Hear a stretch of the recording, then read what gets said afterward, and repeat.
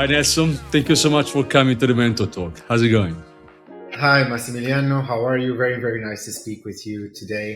Really excited about the topics to cover and happy to see everybody who might reach out. We've been together before Yes. talking about investments, more investment related talks. Today we move to the other side of the spectrum, which means how mentors actually enhance founders.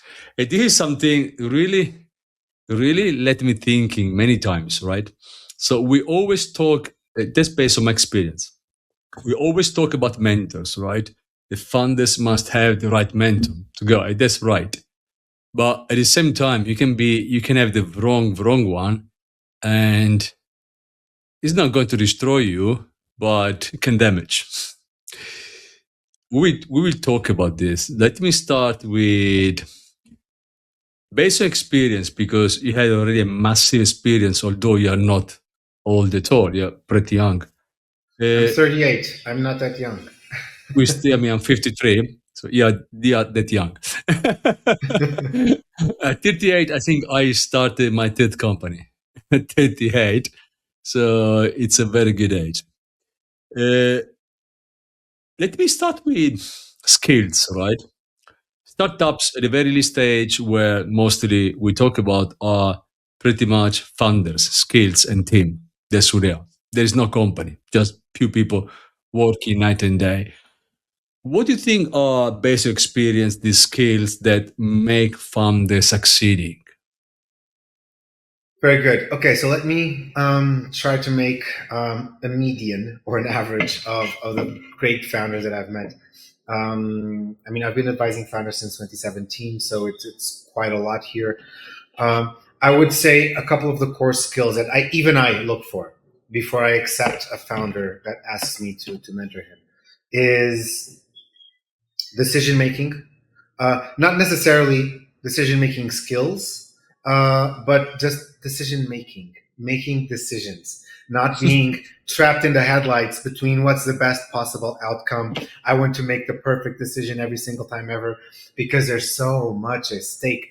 And, this decision paralysis is much more often to find in early founders, like founders in their first venture or their first startup, because it feels like the weight of the world is on them. Family expectations, friends' opinions, result feedback from the market. There's a team looking at them. And it feels like every decision carries so much weight. Third, fourth time founders, they don't care. The movement needs to be the outcome of a decision. And they understand one thing that's key, that even I took some time to understand. 99 decisions that you will make out of 100, 99 decisions you will make as a founder are reversible. If you make a decision and you realize it's not the best way, I promise you, 99 times out of 100, that decision is reversible. You can somehow course correct and test another thesis or go another way. So I would say that making decision as a skill, not what we sometimes call decision-making skills, which sometimes can be just being assertive or analytical or a good communicator, whatever. None of that matters now. Back to the basics. Just making a decision, saying yes or no to something. Every time you say yes to something, you have to say no to something else. Every time you say no to something, it should be because you want to say yes to something else. Not making a decision, you're saying no to both, and nothing's happening. And if it takes you 3 times as longer to make decisions than you need to, then this compounds. And what happens is your business is going to take 3 times as longer to develop. If it takes you 3 hours to say yes or no to something, you can say right now in this quick call. If it takes you 3 days for a decision, you can make in 1. If it takes you 3 weeks, your business is going to take 3 years to get to where it can be at the end of the year. So this is the importance of decision making. It directly affects how fast your startup moves. And especially as an early stage founder, movement should be the only expected outcome of a decision. Something needs to move forward, and this matters more than if it goes left or right. So I would say the ability to make decisions, saying yes or no to something, if not based on data, based on your gut, Your startup is a reflection of who you are. And right now, if I push you for a decision, the decision you feel is best, it's the accumulation of everything you are as a founder. So if the startup goes to a bad place because of your decision, then that's your reflection as a founder. Good. You collect the lesson and you course correct next time. It's okay. So I would say the ability to make a decision. The other key one I would say is the ability to focus. Not so much focus on, focus doesn't mean you work 20 hours a day. Yes. By the way, I have a bit of a contrarian opinion on this. One of my mentors in the past once told me, Nelson, the only person that's going to remember you worked 18 hours a day 20 years from now is going to be your children. They won't. They won't remember in a good way. Exactly. No, exactly. In a bad way. Exactly right. So the investor calling you, wanting to see this or that product change that requires you to do an extra hard sprint this week. The customer calling you at 2 a.m. because he's in a different region. The team that all shoot issues at you, not realizing that you have 7 other people in the same team shooting issues at you. You want to be there for everybody. Focus doesn't mean that all of your life is lived for this startup. If you can, that's fine. But also temper this with this knowledge. The only person that's going to remember that you worked 16 hours a day for your project 20 years from now is going to be your children. And like you said, not in a good way. So I'm not one of those people that say, I want to see founders work 23 and a half hours a day. If you have a side hustle, you're not committed. If you have 2 projects, you're not committed. What, you want to spend, it took you 3 hours to apply on the weekend because you're with the children at the park, you're not committed. I'm not that kind of person at all. Everything is a marathon, even though we run it in sprints. So focus here doesn't mean nothing else exists in your life beyond your startup. Focus here means the ability to avoid distractions. Yes, it means discipline. The discipline to not test every idea you have. The discipline to not get distracted with every temptation you get of people throwing you money if you make this or that change to the product.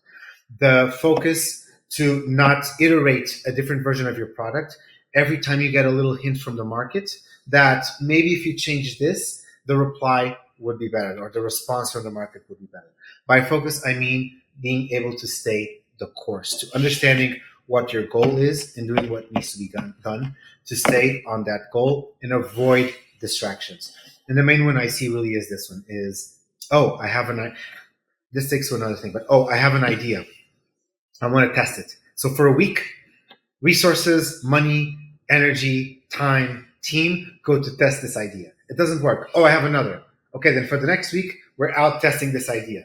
And the next week, another. So this lack of discipline and focus, one of the hardest ways it materializes is founders that want to test every thesis they have, where the course to revenue, the course to traction, the course to sustainability is kind of in the middle. But it's okay.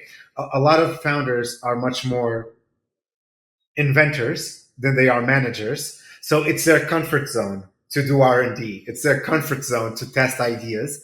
But if you're a founder and if you're committed to, if not, hire a CEO, that's okay.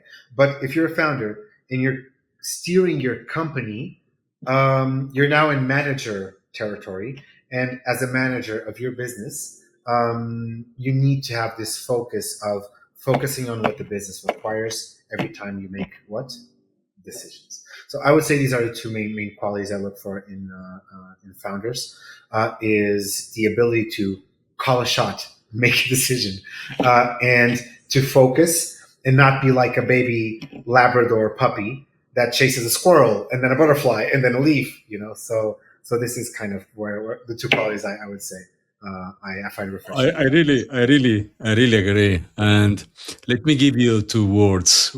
The first Yes. one is motivation. The second one is resilience. You forward. You go. What do you think about? Absolutely. So, I mean, the motivation is a very interesting topic, because it's fleeting. It changes, and with it, commitment. So motivation to me does not necessarily equal commitment. Inclusively, So historically, I've operated mostly in Web3, yeah, blockchain. So, and it's interesting because when you ask people why they joined Web3, it's usually one of three reasons. I think we mentioned this. It's either the potential for financial gains, or the technology behind blockchain, or the philosophy of decentralization. So in my case, it was the philosophy behind decentralization, this ability to take back as rights what has been commoditized as privileges and commoditized by third parties we now have to pay for things that are basic rights: free flow of information, free flow of value, peer to peer.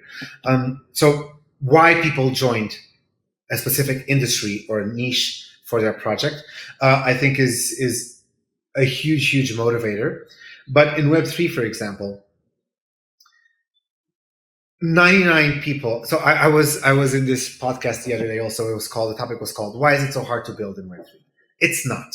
Was my answer. People make it difficult on themselves because they joined for the wrong motivation. 99 out of 100 founders in Web3, they want to make generational wealth out of this, forgetting that typically generational wealth takes a generation to make also, not just to keep. But people want to make in 5 years what takes Jeff Bezos, Mark Zuckerberg, Elon Musk 20 years to make. So they come in for the money and they leave for the money as well.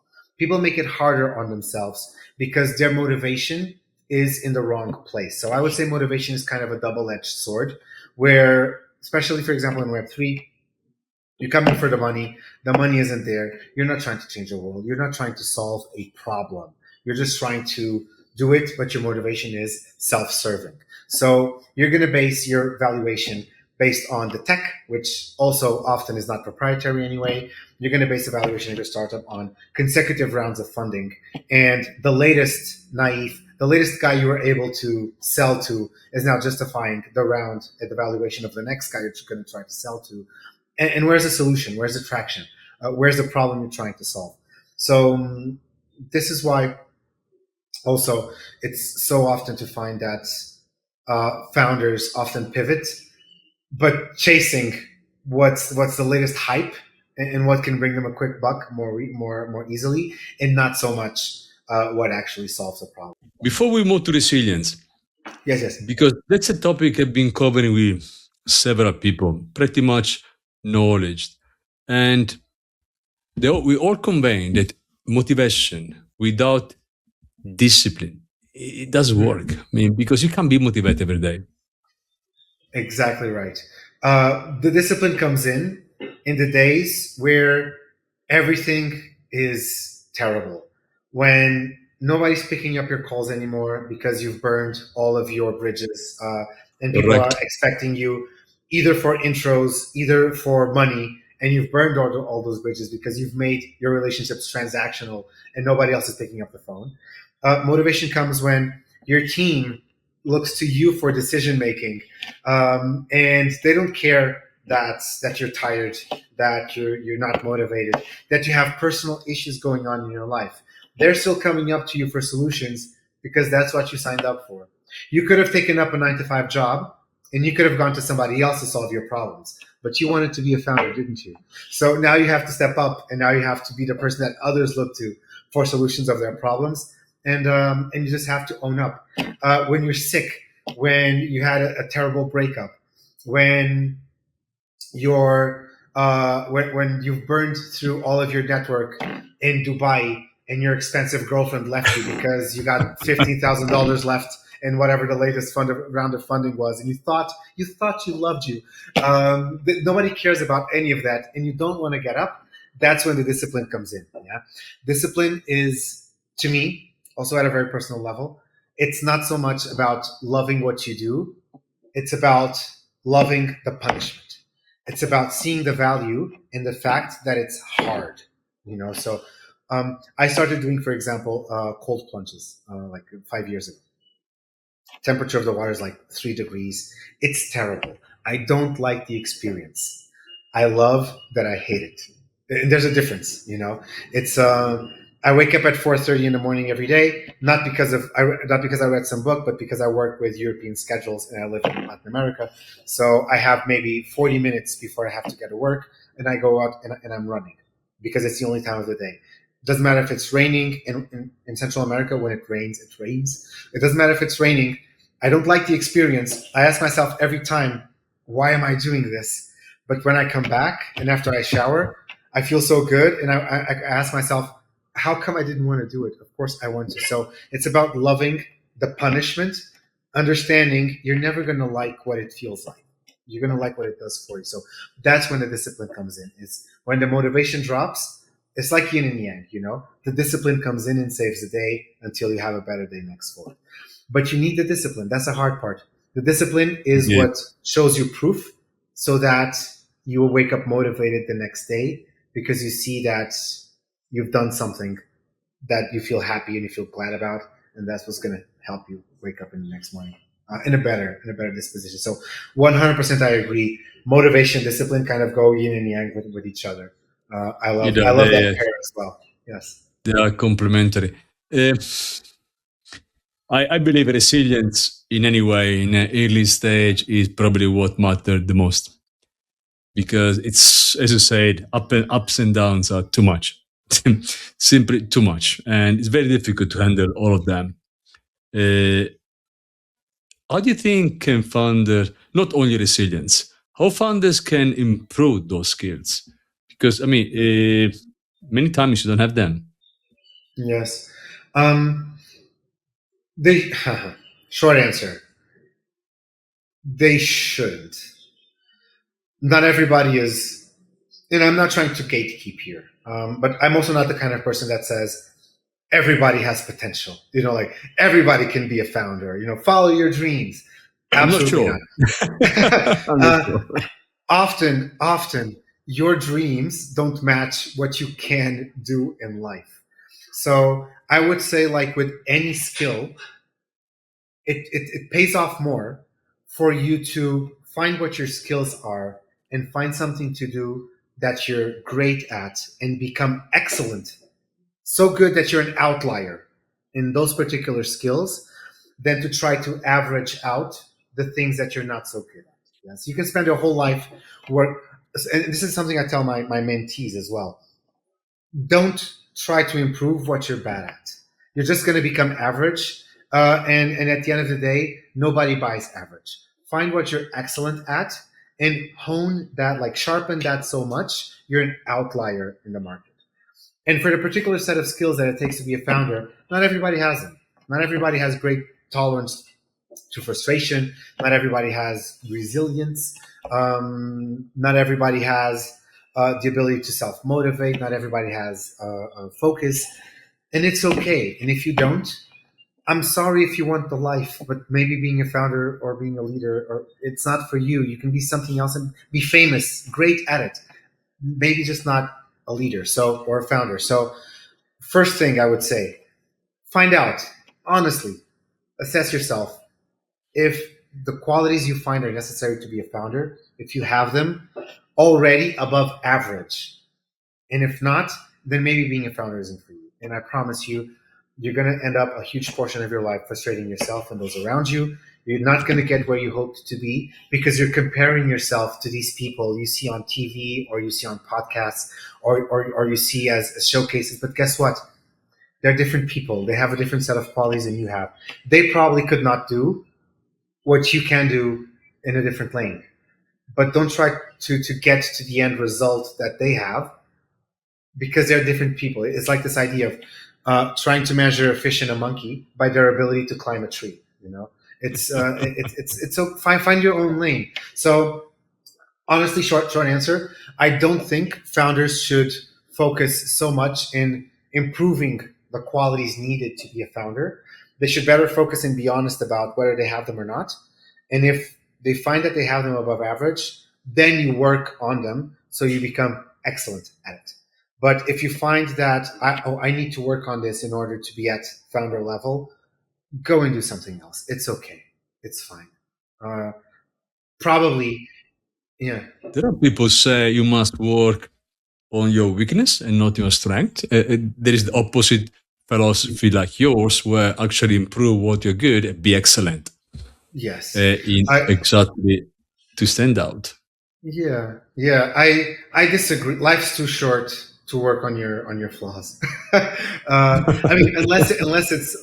I mean, if my communication issues are causing me serious problems at home to the point that my wife is about to divorce me, then of course work on your flaws. But what I mean is, if you have an option and it's something you want to do, that you don't need to because it's not ruining your life. Life is too short to work on your weaknesses.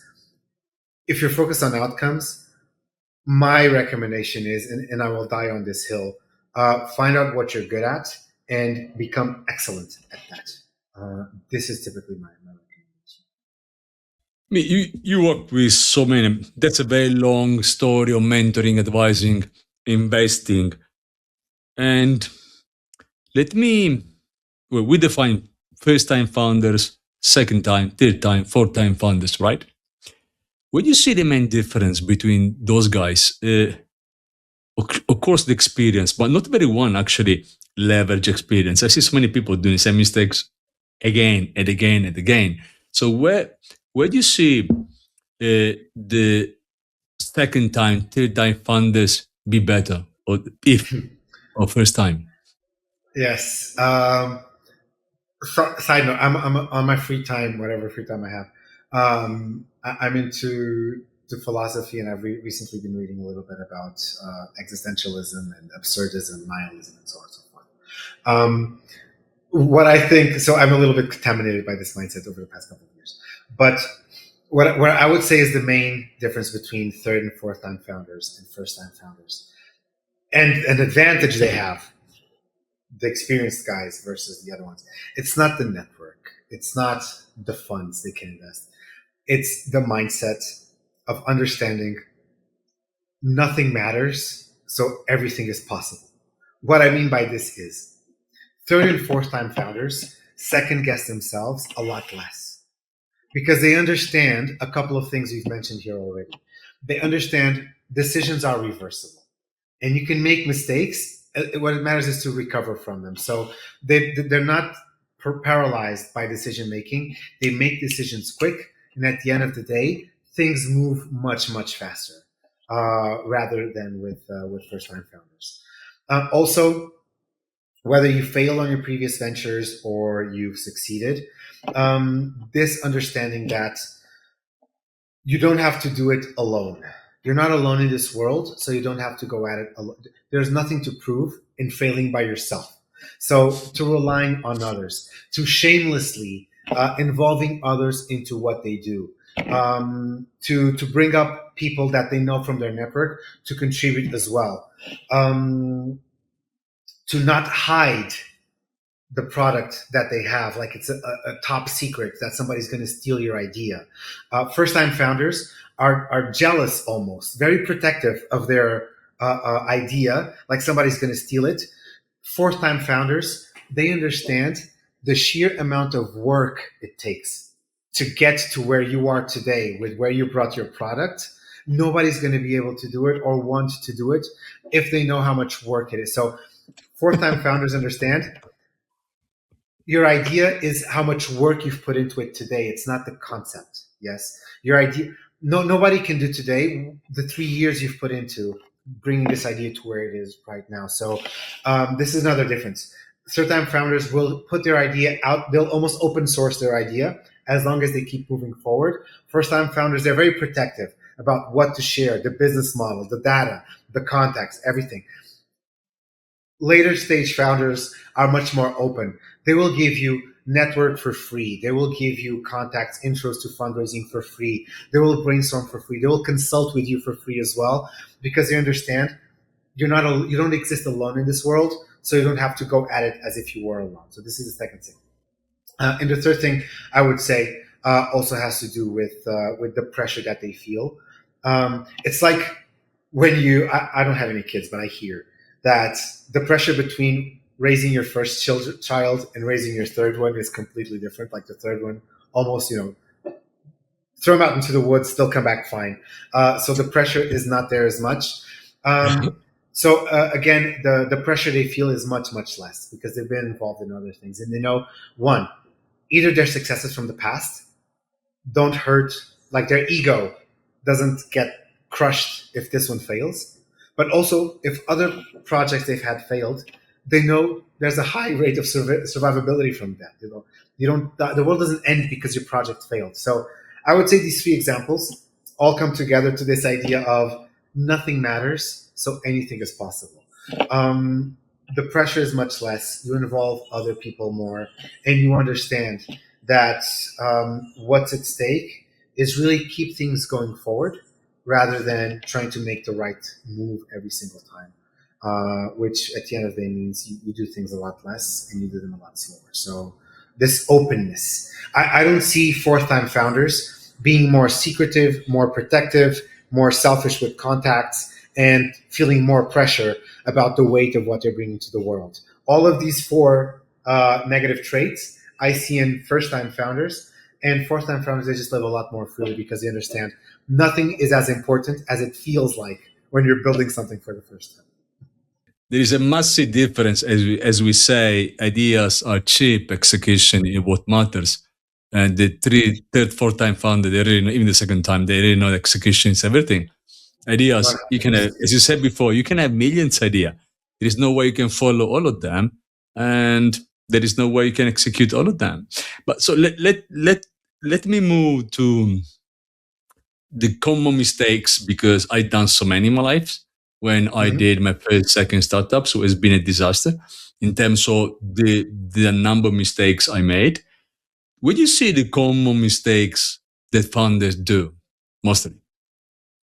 Focusing on founder mindset, yes. So not focusing so much on the technical aspects. For example, product market fit, working so much on the product, you forget to sell it.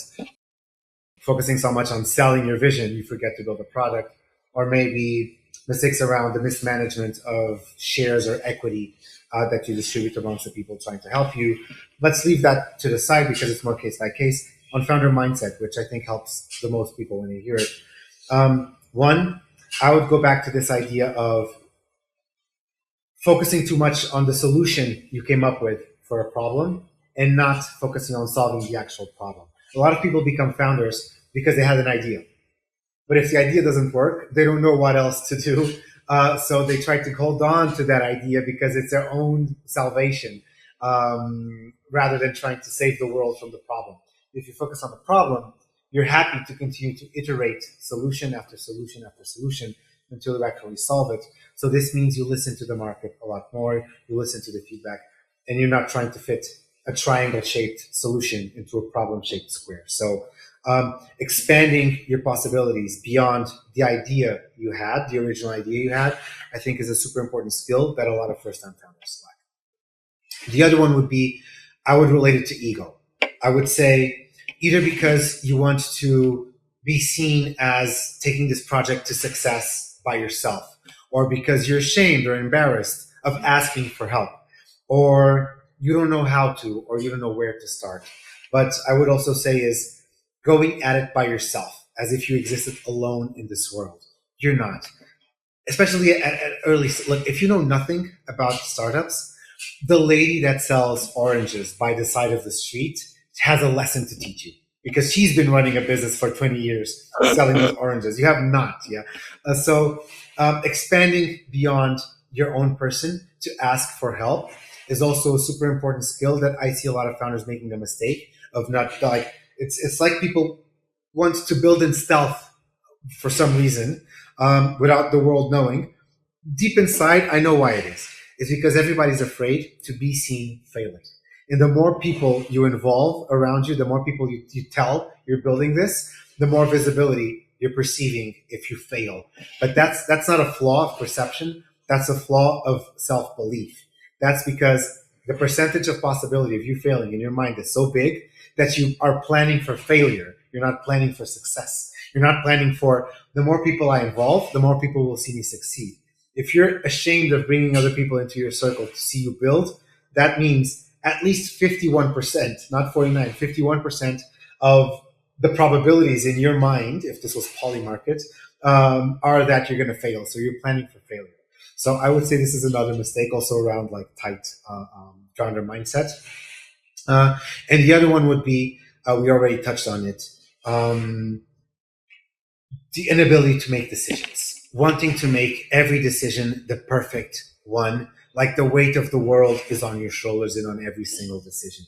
The amount of founders I see procrastinating decision making, not because of the complexity of the decision making, but I call it emotional procrastination.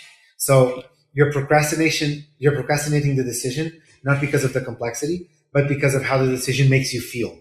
And you get anxious because you have to, and if you say yes, then they're going to ask you for this other thing and this other thing. It's going to escalate. And oh my God, if you say no, but then they're not going to come back to me for other opportunities. Maybe I want them to like me. I want them to open their network to me. I want to be liked. So I should please them. So emotional procrastination is also a huge, huge founder killer. But we go back to a point I also mentioned. If you're the type of person that commits, I would say this past mistake, this last one, the most important one. If you're the kind of person that is vulnerable to emotional paralysis from decision making, maybe I'll go back to the point where it says you might not be founder material. And I don't mean this in a way that founders, nobody's above, it's not like founders in this, like, it's a range of qualities. You have others. Founders have a certain range. And to be a founder, you need to have a healthy dose of ego to believe that there's a solution that can be brought into the world. And that out of everybody, you're the one to bring it. You need ego to be able to believe that. And maybe you're just a person who doesn't have a big ego. And again, for most other situations in life, that makes you a better or at least a person that's easier to hang out with. So that's a quality most of the times. But maybe to be a founder, you need a big ego, and you don't have one. Maybe that's okay. Your small ego makes you a better human being for other situations in life. But maybe for this, you do need to have a big ego. So this is another one that I see hurts me so much when I see it in people is this decision paralysis. And I would say, especially again for young times, for early founders, I see it's another one that I see. So none of this is super technical, but I went this way for founder mindset because I think it's what helps the broadest range of people that might be listening. Let me step into ego, right? Mm-hmm. We all agree founders must be big-headed, yes, big ego, very convinced, very much in somehow stubborn or who they are. But at the same time, they must listen, right? Otherwise, the position to be a mentor is useless. Where it's so difficult to find people ready to listen, especially founders. Where do you see the trade-off here? I mean, if is a founder that actually is making a mistake, doesn't listen and mentor, but he believes he knows more than him or her, what's the point to a mentor at this point? Where do you see founders on this topic? First of all, do you believe a founder must be a bit flexible, a bit a very good listener in some way? I believe a good founder needs good data analysis skills, and feedback at the end of the day is data. It's not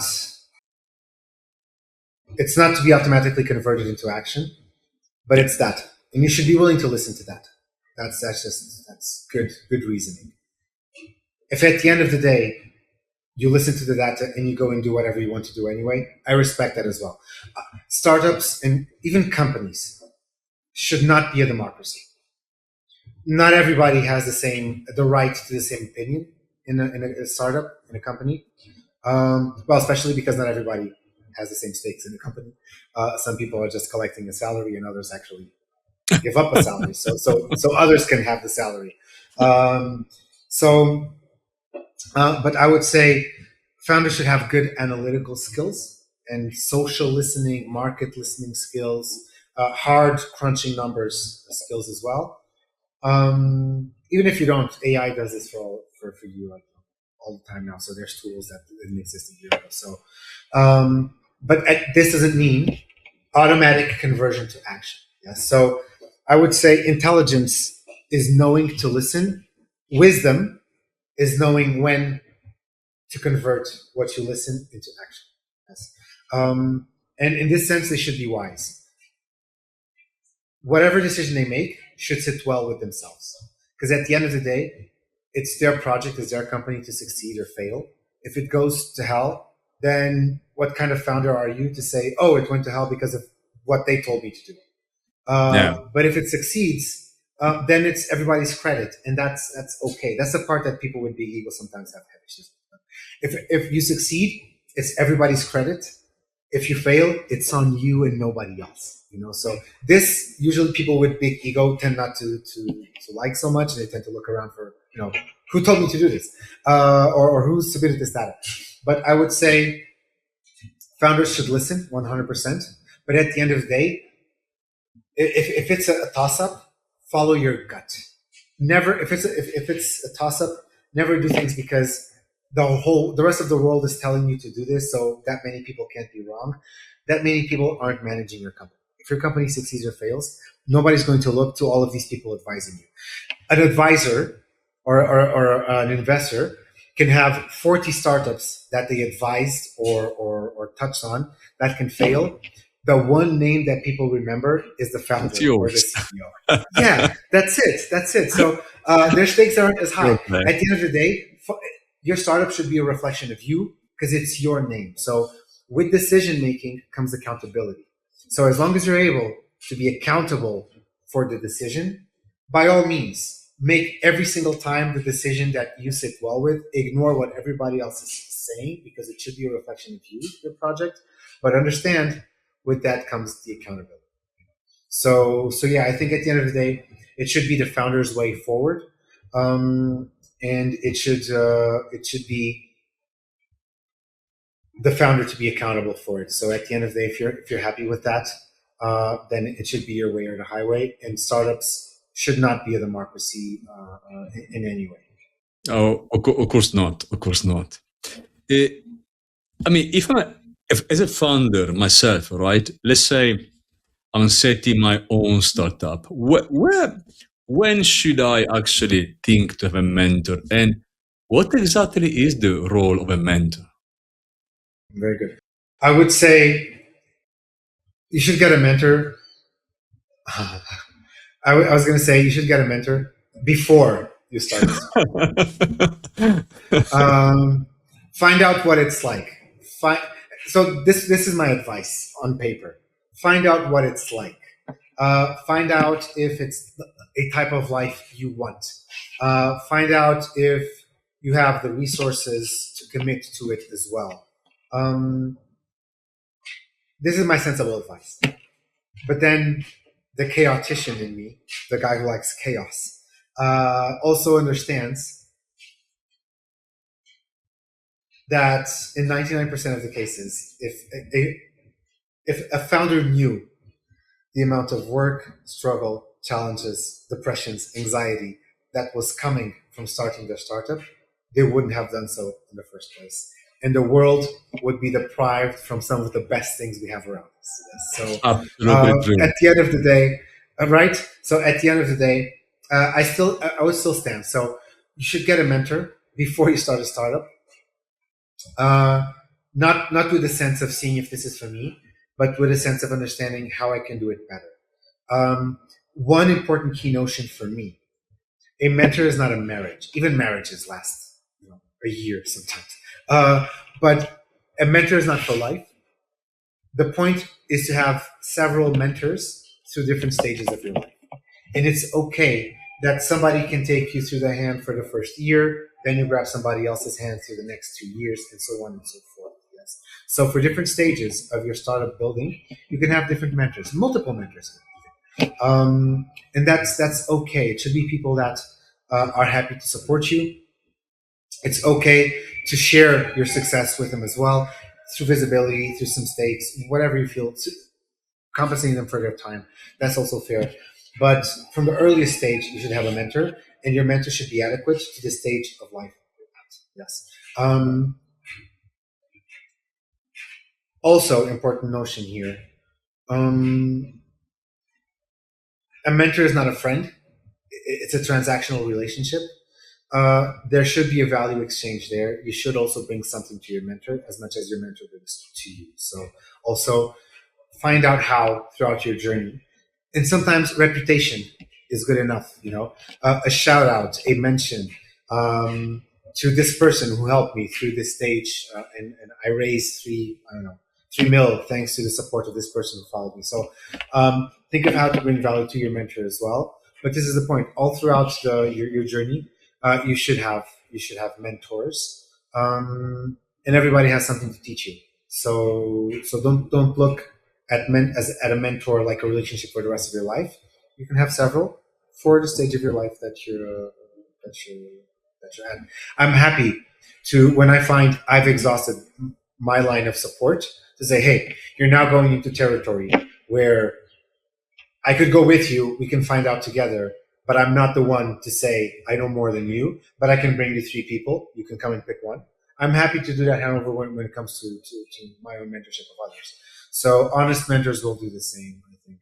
And beware of mentors who try to also be predatory for like equity and stuff like that, because I promise you, a mentor support will exhaust itself before you're locked in revenue, you're locked in equity with them. So at some point you're going to be frustrated because you're going to owe him something and he's exhausted long ago the support that he gives you. So also just keep this in mind, just if you're a founder. Let me add something on this. You talk about equity. Mentors, some of them, they ask for money. Some of them, they ask for equity. Some of them, they ask for nothing. So where do you see the compensation here? So what I usually do is, and I know I'm on the other side of the spectrum. So I've worked for nothing. I've worked for ghost tokens. I've worked for the promise of equity in the past, and I don't regret it because every project I supported, I felt good about, either the founder or just the impact that the project could be, or the likelihood of success. Most mentors will. Okay, fine. I'll pick a fight with some friends of mine who are also mentors. A lot of mentors will. If you're watching, you know who you are. A lot of mentors will be predatory, asking either for equity with no vesting or cliff, so straight off the top equity, that's it, or they will ask for a retainer. For the founders listening, reject both. Somebody who helps you, like a mentor, the biggest value of a mentor is somebody who, when they're not thinking of you, they hear or see something that makes them think of you and they find how they can support. They meet somebody at a conference. They see a piece of news that is connected to your market. And for this, they need to like you. They need to like your project. And if they like your project, at least, even if they don't fall in love with you, but even if they like your project and they believe in it, they're happy to support you without immediate compensation. What's fair, and being fair is also interesting here, is to agree on a couple of milestones that once you've reached those milestones together, you can allocate some equity, or you can allocate maybe some success fee, but keep mentors on a variable compensation if you can, so they keep working for you. It's very easy for a mentor or an advisor, for example, to get a retainer and collect retainers from 20 different projects and not call you unless you call them.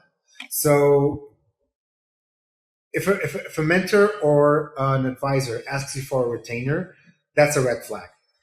If they ask for compensation, that's fair, but keep them honest, keep them motivated to engaging with you by allocating unlockables through some milestones. Yes. So, okay, so you're going to tell me about how to network. You're going to open up your network for me. If I get funding from somebody that comes through an intro from you, X% I kick back to you as a token of appreciation. It costs me zero, and it's fair because it's money that goes back to you, and it's payment for your time, and so on and so forth.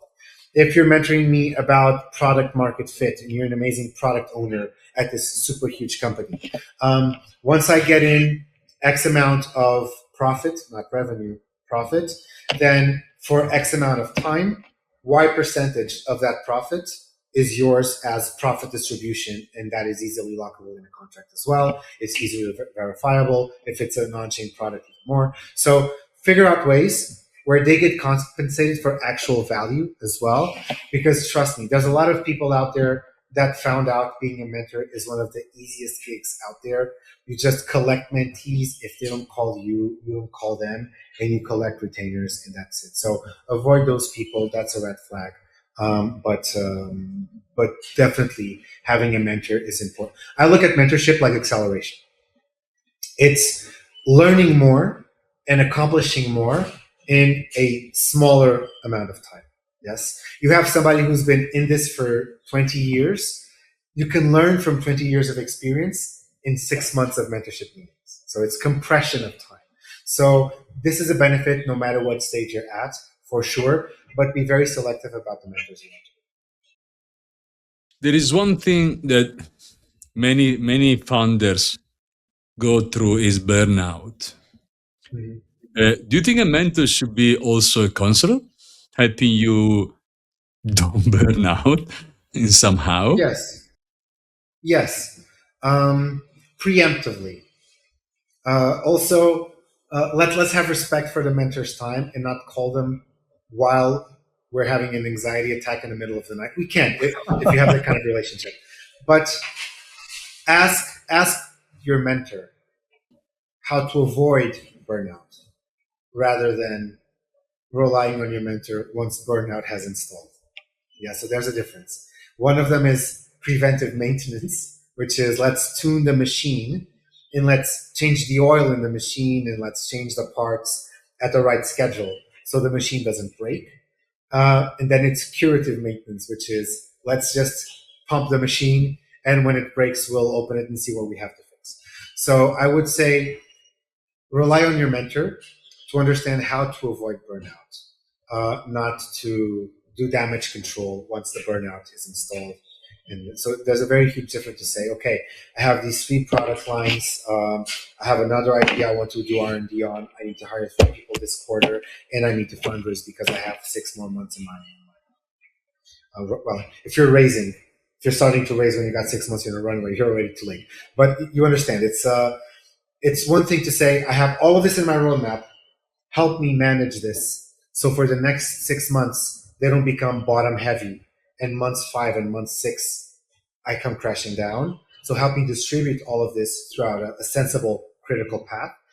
This is different than to call him or her on the 5th or 6th months saying everything is on fire. I need to redistribute. I need to recommit. I need to rethink kind of what the roadmap looks like. So yes, a mentor could and should help you avoid burnout, but in the sense that you should be, on the days you feel fine, you should be asking them, what should I do today to avoid burnout? Because they know more. They've been through it. They've seen it, for sure. I really agree. Let me touch for a very little time cash flow.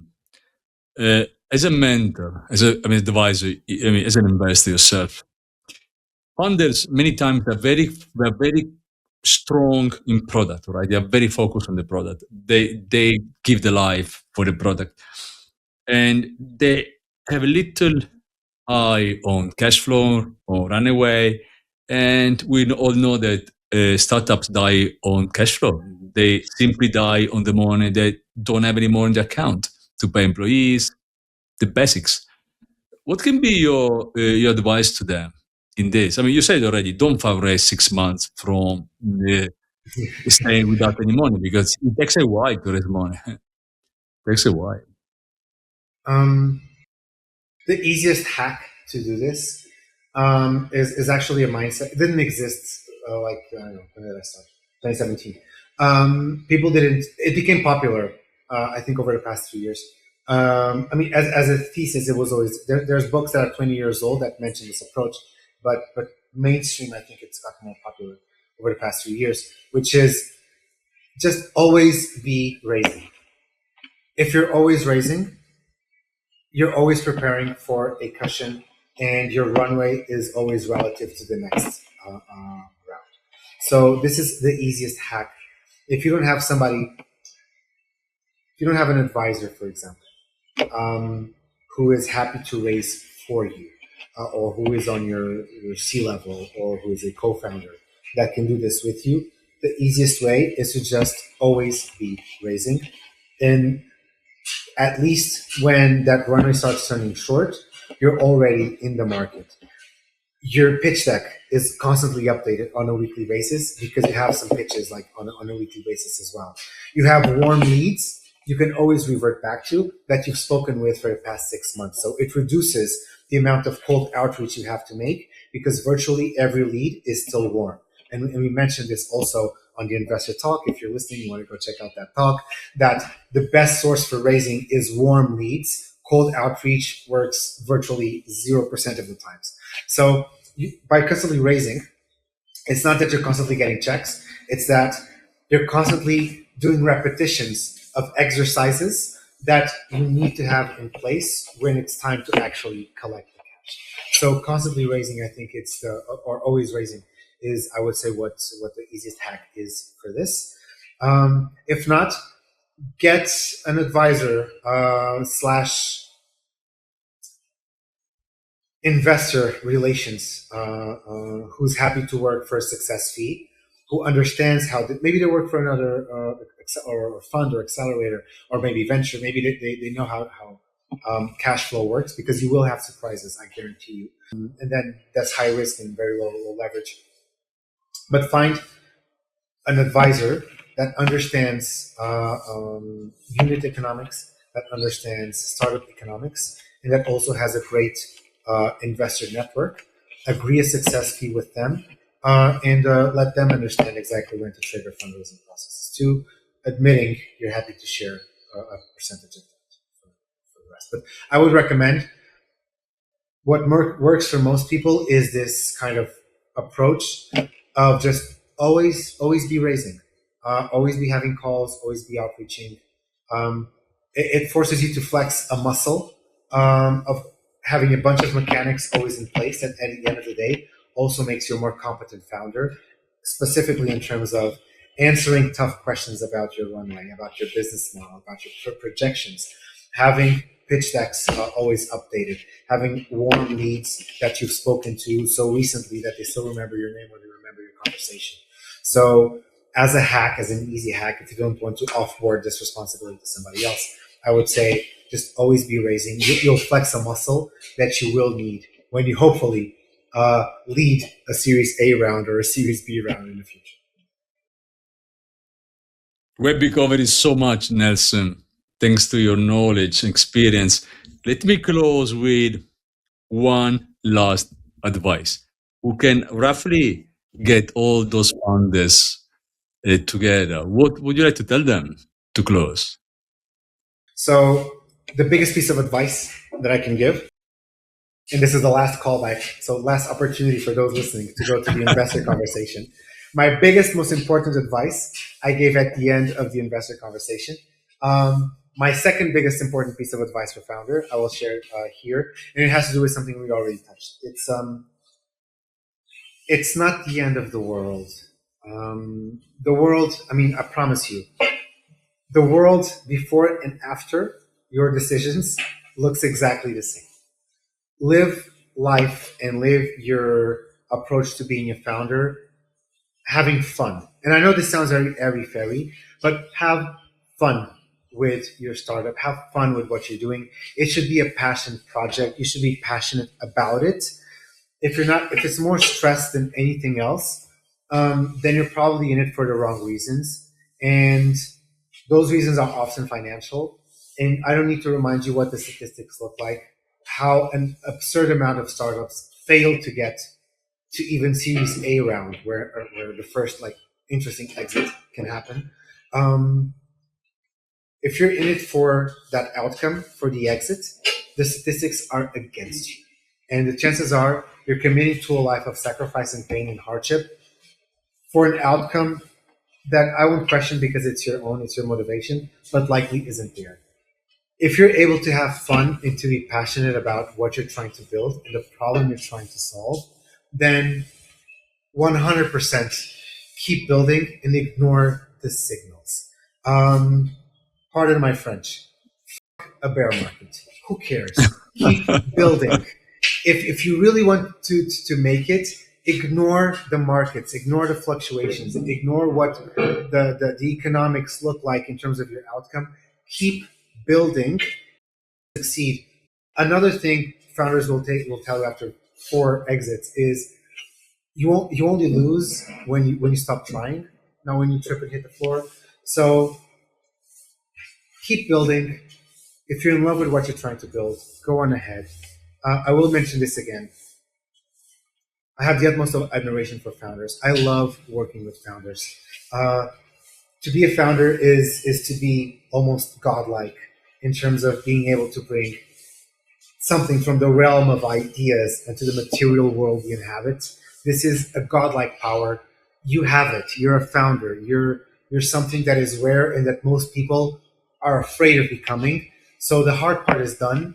The difficult part is to continue building. So ignore the markets, ignore the signals, keep building, keep doing what you need to do to go to get where you want to get. Just check yourself and make sure that you're in for the right reasons. And if you are, people like myself, people like ex-founders, people like Massimiliano, technology is there to support you. I've mentioned already, I'm a fan of EquityMatch, where you can meet people who want to buy into your project as well and find help.